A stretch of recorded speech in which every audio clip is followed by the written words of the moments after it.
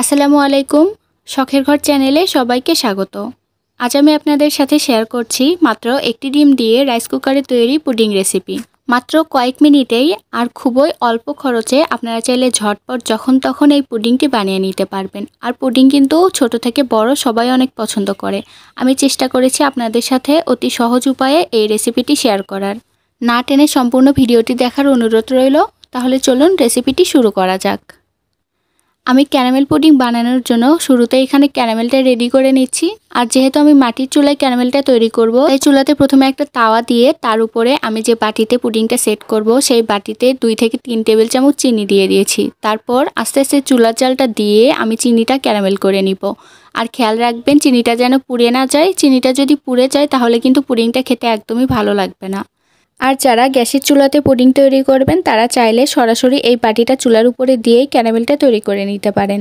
আমার ক্যারামেলটা তৈরি করা শেষ, এখন চলে যাচ্ছি পরের স্টেপে। এখানে পুডিং তৈরির জন্য আমি নিয়েছি 1 কাপ তরল দুধ। এখন এই দুধের মাঝে দিয়ে দিচ্ছি আমি 10 টাকা প্যাকেটের 1 প্যাকেট গুঁড়া দুধ। গুঁড়া দুধটা না দিলেও হয়, তবে গুঁড়া দুধটা অ্যাড করলে পুডিংটা খেতে আরও বেশি ভালো লাগবে। হ্যান্ড উইস্কের সাহায্যে গুঁড়া দুধটা খুব ভালোভাবে তরল দুধের সাথে মিশিয়ে নিচ্ছি। মিশিয়ে নেওয়া শেষ। এখন আমি দুধটা জাল করে নিব। তার জন্য আমি যেহেতু রাইস কুকারে তৈরি করতে চেয়েছি, তাই রাইস কুকারে এই পুরো দুধটা আমি ঢেলে দিচ্ছি। ঢেলে দিয়ে এই দুধটা খুব ঘন করে জাল করব। ঘন করে দুধটা আমি 1 কাপ থেকে হাফ কাপ করে নিব।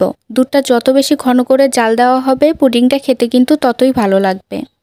তারপর আমি আজকে একটা ডিমের পুডিং তৈরি করার জন্য এখানে একটা ডিম ভেঙে নিয়েছি। তারপর একটা কাঁটা চামচের সাহায্যে ডিমটাকে খুব ভালোভাবে ফেটিয়ে নিচ্ছি।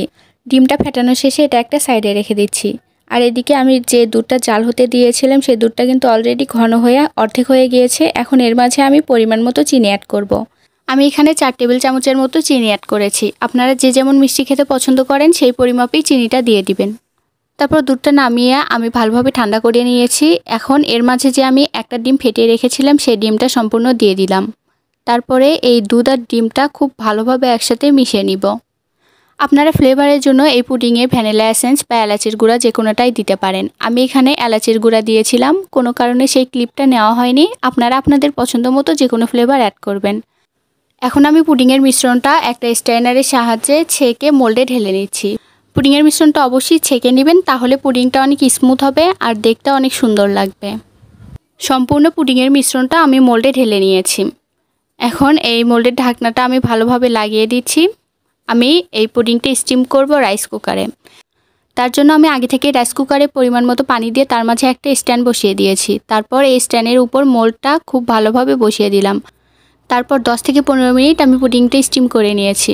আমার পুডিংটা সম্পূর্ণ তৈরি হয়ে গেছে। আপনাদের আমি একটি কাঠির সাহায্যে দেখিয়ে দিচ্ছি। দেখুন পুডিংটা ভিতরে একদমই কাঁচা নেই। পুডিংটা আরও ভালোভাবে সেট হতে আমি 2 ঘন্টা নর্মাল ফ্রিজে রেখে দিয়েছিলাম।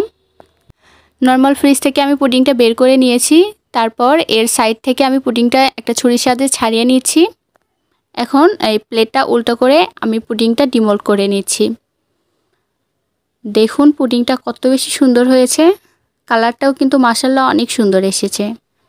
ছুরি দিয়ে কাটতেই দেখুন পুডিংটা কত বেশি স্মুথলি কেটে যাচ্ছে আর ভেতর থেকেও কত সুন্দর হয়েছে।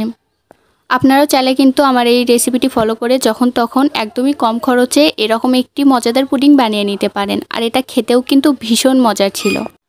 আশা করছি আমার আজকের এই পুডিংয়ের রেসিপিটি আপনাদের কাছে ভালো লেগেছে। রেসিপিটি ভালো লাগলে সবাই প্লিজ আমার চ্যানেলটি সাবস্ক্রাইব করে দিবেন। সাথে লাইক, কমেন্ট ও শেয়ার করতে ভুলবেন না। এবং পরবর্তীতে আপনারা কোন রান্নার রেসিপিটি দেখতে চান সেটা অবশ্যই কমেন্টে জানাতে ভুলবেন না। আজকের মতো এ পর্যন্তই। সবাই ভালো থাকবেন। আল্লাহ হাফেজ।